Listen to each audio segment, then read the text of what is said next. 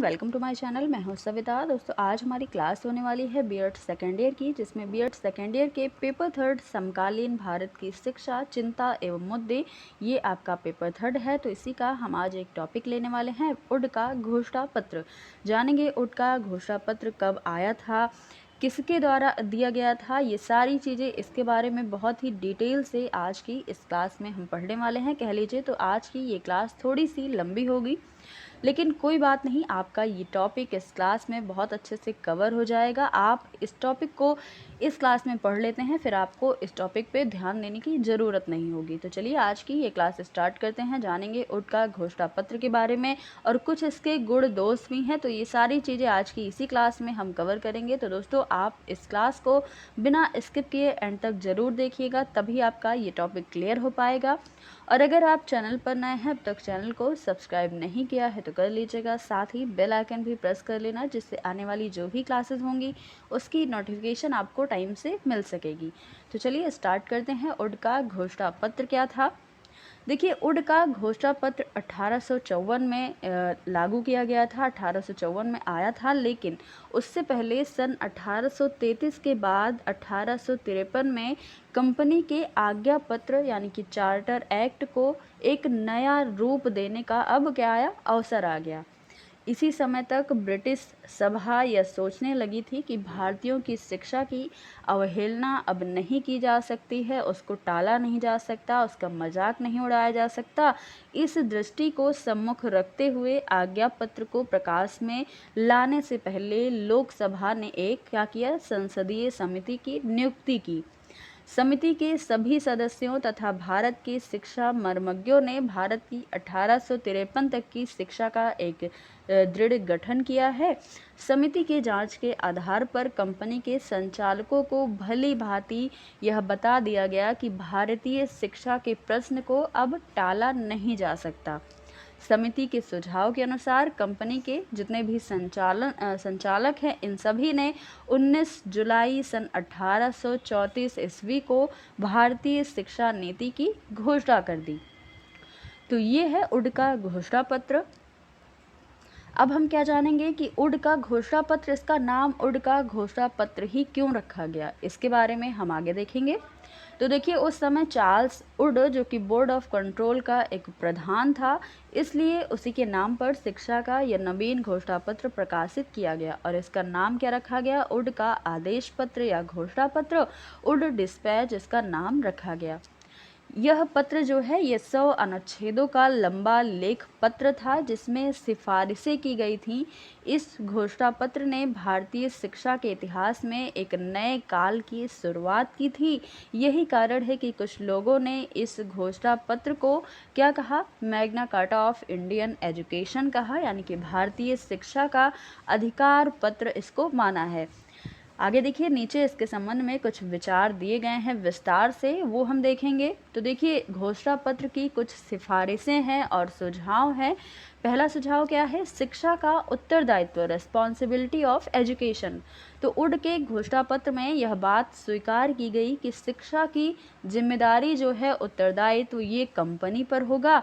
इस संबंध में यहाँ पर लिखा गया है, देखिए ये यहाँ पर इंग्लिश में लिखा गया है, तो ये हर जगह आपको सभी किताबों में जहाँ भी आप देखेंगे तो आपको इंग्लिश में ही मिलेगा और आपको एग्ज़ाम में भी ये इंग्लिश में ही लिखना होगा। तो इसलिए आप बिल्कुल भी परेशान मत होइए।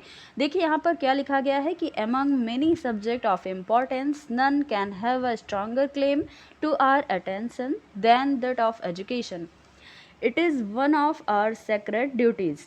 तो ये लिखा गया शिक्षा के उत्तरदायित्व के बारे में। अब देखिए दूसरा क्या था कि शिक्षा के उद्देश्य के बारे में यहाँ पर बताया गया कि शिक्षा का उद्देश्य भारतीय जन समुदाय तथा अंग्रेजों का राज्य या शासन संबंधी हितों को ध्यान में रखकर बनाया गया था।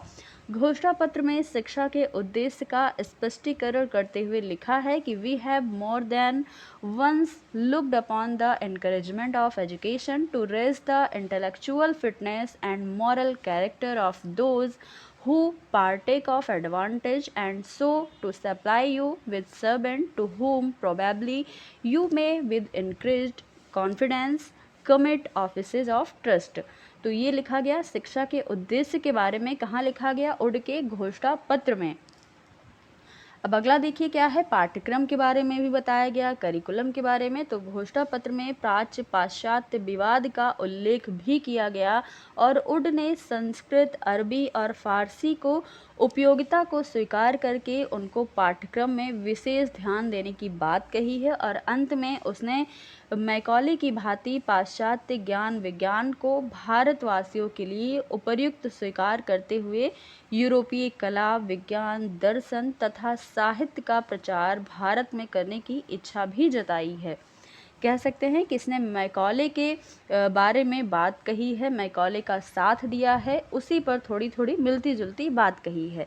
अब देखिए घोषणा पत्र में क्या लिखा गया है पाठ्यक्रम के लिए। तो लिखा है कि we must emphatically declare that the education which we desire to see extended in India is that which has for its object the diffusion of the imported art, sciences, philosophy and literature of Europe in sort of European knowledge. ये लिखा गया पाठ्यक्रम के बारे में उड के घोषणा पत्र में। अब आगे जानेंगे कि शिक्षा का माध्यम के बारे में क्या लिखा गया। तो शिक्षा के माध्यम के बारे में घोषणा पत्र में बताया गया कि भारतीय भाषाओं में पाठ्य पुस्तकों का अभाव होने से अंग्रेजी को ही शिक्षा का माध्यम बनाना चाहिए। साथ ही यह बात भी कही गई कि अंग्रेजी भाषा के माध्यम से केवल उन्हीं लोगों को शिक्षा प्रदान की जाए जो अंग्रेजी का ज्ञान रखते हों, जिसे अंग्रेजी आती हो थोड़ी बहुत, तथा जिनमें इस भाषा के द्वारा यूरोपीय साहित्य तथा ज्ञान की शिक्षा प्राप्त करने की क्षमता हो। अन्य व्यक्तियों के लिए भारतीय भाषाओं को ही शिक्षा का माध्यम माना जाए और साथ ही यह भी स्पष्ट कर दिया गया कि इन भाषाओं के द्वारा यूरोपीय साहित्य और विज्ञान से संबंधित शिक्षा ही प्रदान की जाए। इस भांति देसी भाषा और अंग्रेजी भाषा दोनों को शिक्षा का माध्यम निश्चित करते हुए इस घोषणा पत्र में कहा गया कि हम यूरोपीय ज्ञान के प्रचार के लिए अंग्रेजी भाषा और भारतीय भाषाओं को शिक्षा के माध्यम के रूप में एक साथ देखना चाहते हैं। तो यहाँ पर दोनों जो शिक्षा थी यानी कि देसी भाषा, अंग्रेजी भाषा, इन दोनों भाषाओं को महत्व दिया गया उड के घोषणा पत्र में। आगे देखिए शिक्षा विभाग की स्थापना के बारे में कहा गया कि भारत में प्रत्येक प्रांत में एक एक जन शिक्षा विभाग स्थापित किया जाए तथा इसका सबसे बड़ा अधिकारी जन शिक्षा संचालक हो। यह भी आदेश दिया गया कि जन शिक्षा संचालक की सहायता के लिए उप शिक्षा संचालक, निरीक्षक तथा सहायक निरीक्षक नियुक्त किए जाएं। शिक्षा विभाग की स्थापना के संबंध में घोषणा पत्र में लिखा गया कि it is advisable to place the superintendence and direction of education upon a more systematic footing, and we have therefore determined to create an education department as a portion of the machinery of our government in the several presidencies of India। ये लिखा गया शिक्षा विभाग की स्थापना के लिए। तो ये सारी लाइंस आपको याद रखनी होंगी क्योंकि आपको एग्ज़ाम में लिखना होगा, इंग्लिश में ही लिखना होगा। तो इस चीज़ से आप बिल्कुल भी घबराइएगा मत, बस थोड़ी थोड़ी सी लाइन है, ज़्यादा यहाँ पर लिखा नहीं गया है, तो बस आप थोड़ा थोड़ा सा ही याद रखेंगे। अगला क्या है कि विश्वविद्यालयों की स्थापना के लिए क्या कहा गया कि भारतीयों को उच्च शिक्षा प्रदान करने के लिए कोलकाता, मुंबई और यदि आवश्यक हो तो चेन्नई तक अन्य स्थानों में विश्वविद्यालय स्थापित करने का आदेश दिया गया। ये विश्वविद्यालय आदर्श रूप में लंदन विश्वविद्यालय का अनुकरण करेंगे। प्रत्येक विश्वविद्यालय के संचालन के लिए कुलपति होंगे यानी कि चांसलर होंगे तथा उपकुलपति और मनोनीत अभी सदस्यों का भी सुझाव दिया गया कि जो विश्वविद्यालय खोले जाएंगे उसमें एक कुलपति रखा जाएगा, उपकुलपति होगा और कुछ सदस्य होंगे। भारत में विश्वविद्यालयों की स्थापना की आवश्यकता को स्पष्ट करते हुए घोषणा पत्र में कहा गया कि अब भारत में विश्वविद्यालयों की स्थापना का समय आ गया है जो साहित्य उपाधियां प्रदान करके शिक्षा के नियमित तथा उदार पाठ्यक्रम को प्रोत्साहित करें। तो ये लाइन लिखी गई घोषणा पत्र के अंदर। आगे क्या है, क्रमबद्ध विद्यालयों की स्थापना के बारे में कहा गया कि घोषणा पत्र में पूरे भारत में क्रमबद्ध विद्यालयों यानी कि ग्रेडेड स्कूल की योजना पर भी बल दिया गया। तथा शिक्षा का क्रम इस प्रकार से किया गया कि पहले क्या होगा, प्राथमिक विश्वविद्यालय, फिर कॉलेज, फिर हाई स्कूल, मिडिल स्कूल और प्राथमिक स्कूल। तो इस प्रकार क्रम से विश्वविद्यालयों के बारे में यहाँ पर कहा गया, विद्यालयों के बारे में कहा गया। आगे जानेंगे क्या है, स्त्री शिक्षा के बारे में भी यहाँ पर बात की गई है कि घोषणा पत्र में स्त्री शिक्षा को महत्वपूर्ण स्थान दिया गया और इस संबंध में दान आदि के द्वारा सहायता पाने वाले व्यक्तियों की सहायता की गई।